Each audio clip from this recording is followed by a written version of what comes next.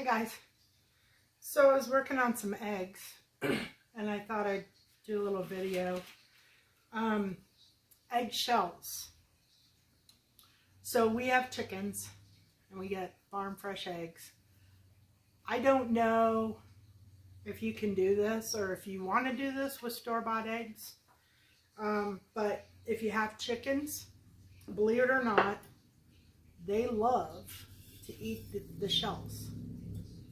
Chickens are kind of funny, but you crush them up. And the way I do that is when I'm using eggs, I have a little thing by my sink that I wash the eggs out after I use them, eggshells out, and I put them in here. And when this gets full, then I put them on the baking sheet and I put them in the oven on like 350 for about 20-25 minutes, somewhere in there. And they get very brittle. And then you just crush them up like so. You can also boil them. I think I tried boiling them one other time, but I still ended up having to put them in the oven. So I just put them in the oven now all the time.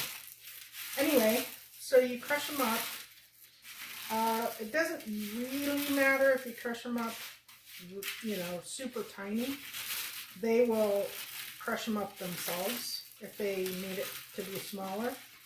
But they eat these like they're going out of style. I have a hard time keeping enough of them to make them happy. And they pretty much get it every day.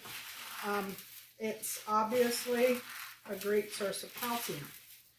Now, if you were in a situation where you couldn't get any calcium, like the world ended, and you were having a hard time, you could take these shells, these crushed up shells, put them in a coffee grinder. This one's electric, obviously. I'm sure they have ones that aren't electric. And grind them up, and you can get these little cap 'em quick deals, and they have capsules that go with it. And you just put the capsules into the tray, and then you take your ground up eggshells, and it comes out like a powder, like a dust, basically. But you can put them in the capsules, and you can take them yourself as a calcium supplement. And I would just do some research on it